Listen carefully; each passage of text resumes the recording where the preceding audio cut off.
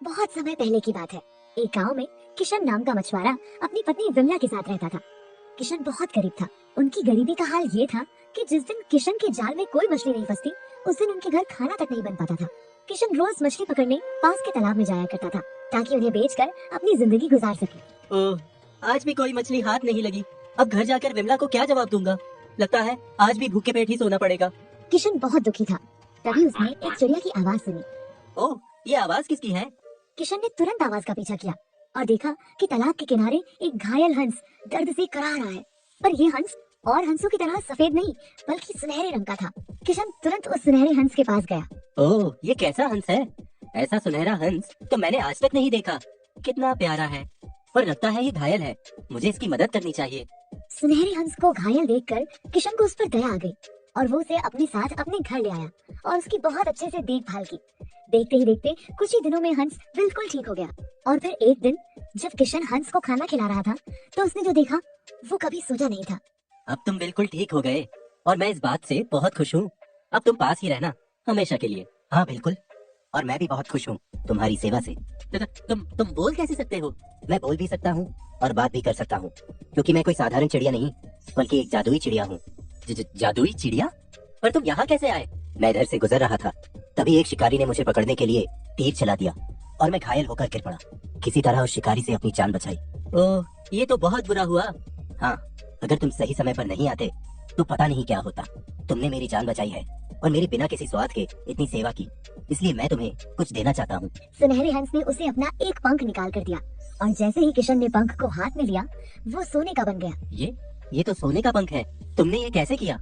मैंने बताया ना, मैं एक जादुई चिड़िया हूँ और क्योंकि तुमने मेरे ऊपर इतना बड़ा एहसान किया है, इसलिए मैं हर हफ्ते तुम्हें अपना एक पंख दूंगा, जिससे तुम्हारे सारे दुख दूर हो जाएंगे और फिर कभी तुम्हें भूखा नहीं सोना पड़ेगा। क्या सच में? हाँ, पर मेरी एक शर्त है। कैसी शर्त? यही कि मैं तुम्हें एक हफ्ते में एक ही पंख दूंगा। मुझसे कभी भी एक से ज्यादा पंख नहीं मांगना। नहीं, तुम जैसा चाहो वैसा ही होगा। आखिर तुम हमारी इतनी मदद कर रहे हो।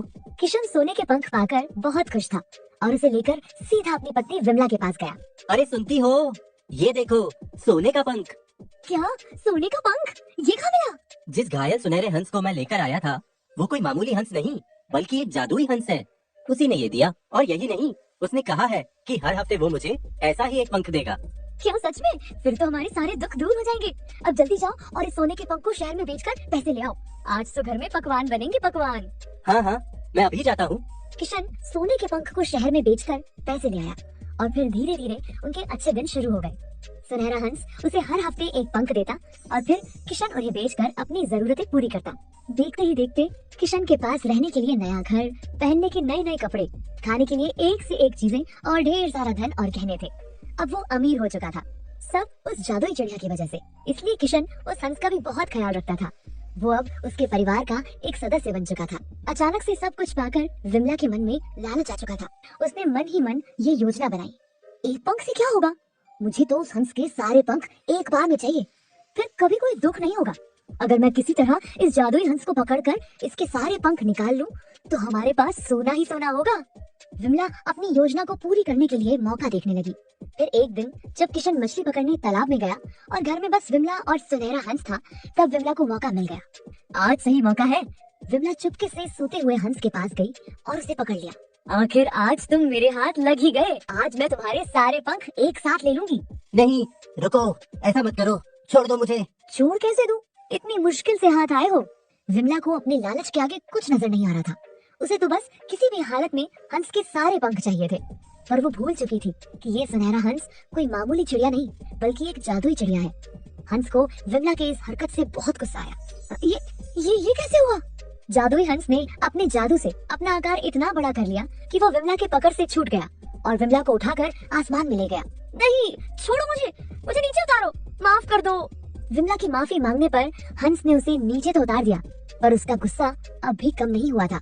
मूर्ख औरत, तुमसे बड़ा लालची मैंने आज तक नहीं देखा। मैंने तुम्हारी इतनी मदद की और तुम मुझे ही मारना चाहती हो? तुम करीब ही ठीक थी। मेरे जाते ही जो चीजें मेरे सुनहरे पंख से तुम्हें मिली हैं, वो सब गायब हो जाएंगी। यही तुम्हारी सजा है। नहीं, रुको, मुझे माफ कर दो। हंस ने विमला की एक न सुनी और वहाँ से चला गया। और जैसा कि उसने कहा था, उसके जाते ही किशन का घर, उनके कपड़े, गहने और सब कुछ गायब हो गया। और विमला ये सब देखती रही, क्योंकि अब वो कुछ भी नहीं कर सकती थी। हाय मेरा घर, मेरे गहने, मेरे पैसे कोई रोक कोई नहीं गायब होने से। विमला रोती और पछताती रही, पर उसकी सुनने वाला कोई नहीं था। थोड़ी देर में किशन वापस आया और सब कुछ गायब देखकर दंग रह गया। ये कैसे हुआ? किसने किया? ये सब मेरी लालच का नतीजा है। मतलब? विमला ने किशन को सारी बात बताई। देखा, तुम्हारे लालच ने हमें कहीं का नहीं छोड़ा। मुझे माफ कर दो। उस दिन के बाद किशन और विमला रोज तालाब में उस जादुई हंस को खोजने जाते, पर वो उन्हें कभी नहीं मिला। नन्ही परी के जाने के बाद सुंदरवन में सभी जानवर मिलजुल कर रहने लगे। अब जंगल का सबसे शरारती बंदर चंटू को भी सबक मिल चुका था, इसलिए चंटू भी किसी को परेशान नहीं करता था और सबकी मदद करता था। और नन्ही परी भी अपने नए दोस्तों से मिलने आया करती थी। ओह, लगता है ये गिलहरी पेड़ पर नहीं चढ़ पा रही। परेशान मत हो दोस्त, मैं अभी तुम्हें पेड़ के ऊपर ले चलता हूँ। वाह चंटू, ये हुई ना बात, ऐसे ही सबकी मदद करनी चाहिए। अरे नन्ही परी, तुम कब आई? बस अभी अभी, और आते ही तुम्हें देखा। तुम्हें ऐसे देखकर मुझे बहुत खुशी हुई। ये सब तुम्हारे ही कारण हुआ है नन्ही। अरे ये देखो कौन आया है, नन्ही परी। पर तुमने इस बार आने में इतने दिन क्यों लगा दिए? तितली रानी, परी लोक में भी मुझे बहुत काम रहता है। वहाँ आजकल एक चुड़ैल जिसका नाम चांडाली है, उसने सबको परेशान कर रखा था। उसी के कारण मैं परी लोक नहीं छोड़ रही थी। क्या चुड़ैल? मुझे तो उसके नाम से ही डर लग रहा है। नहीं नहीं, डरने की अब कोई बात नहीं। हमने उस चुड़ैल को भगा दिया है। जब तक मेरी यह जादुई छड़ी मेरे पास है, वह वापस आने की हिम्मत नहीं करेगी। वाह नन्ही, मुझे पता था कि जब तुम मेरी खटिया खड़ी कर सकती हो तो वह चुड़ैल किस खेत की मूली है। सही कहा चंटू, अब तुम लोग खेलो, मैं वापस परी लोक चलती हूँ। मैं फिर आऊंगी। Bye bye. जल्दी आना नन्ही। Bye bye. नन्ही परी वहाँ से चली गई, पर शायद उसे इस बात का अंदाजा ही नहीं था कि जिस चुड़ैल को हराने की वो बात कर रही थी, वो अब उसका पीछा करते करते सुंदर वन में आ गई थी और उन सब की सारी बातें सुन रही थी। अच्छा, तो नन्ही परी जानवरों से मिलने यहाँ आती है। लगता है इन जानवरों से इसे बहुत प्यार है। अब यही जानवर मुझे नन्ही परी की जादुई छड़ी दिलवाएंगे।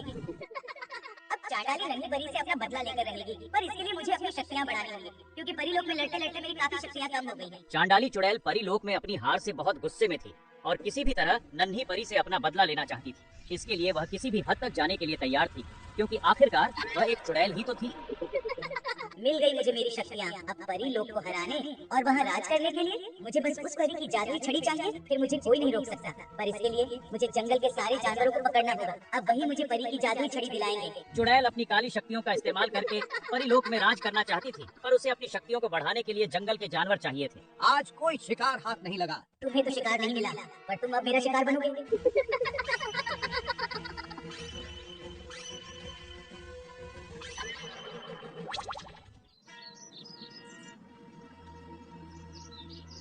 शेर सिंह, जंगल में जरूर कोई बड़ी मुसीबत आई है। एक एक करके सारे जानवर गायब हो रहे हैं। ये तो बहुत चिंता की बात है। मैं भी इस बात से बहुत परेशान हूँ। हमें जल्दी इसके पीछे की वजह का पता लगाना होगा, इससे पहले कि बाकी बचे हुए जानवर भी गायब हो जाएं। इस जंगल को क्या हुआ? बाकी जानवर दिखाई नहीं दे रहे। अजीब सा सन्नाटा है पूरे जंगल में।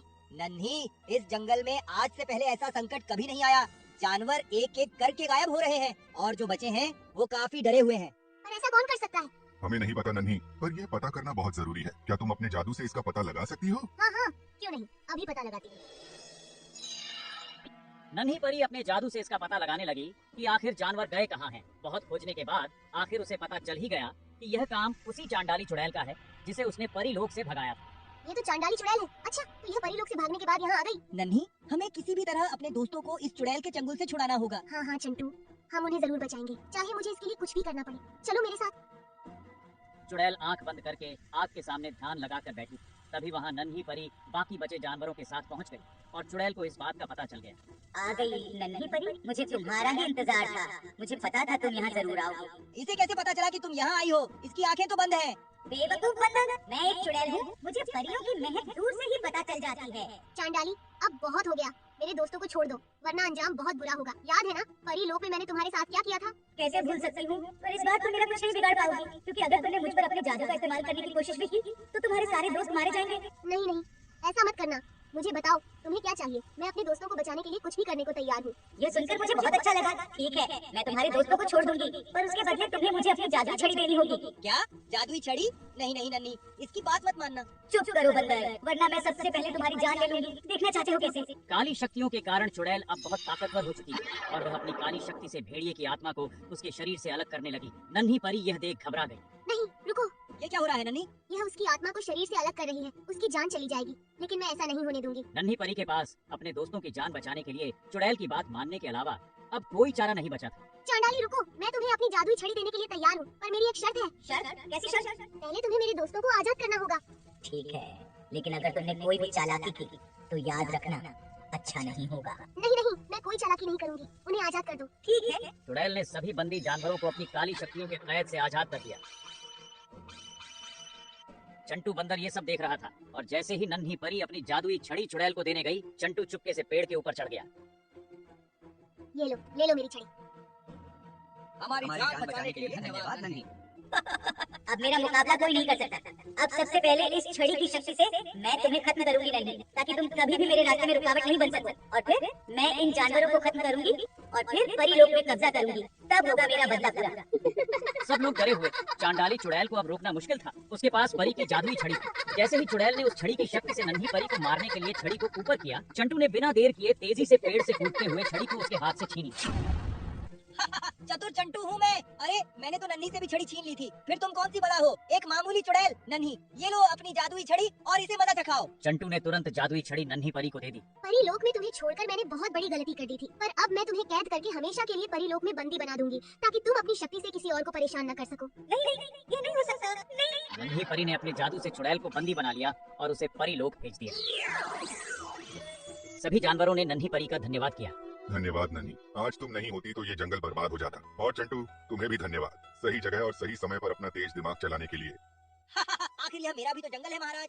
ठीक है दोस्तों, मैं अब परी लोक जाती हूँ। वहाँ चांडाली चुड़ैल की खातिरदारी भी तो करनी है। मैं फिर आऊंगी। Bye bye. Bye bye.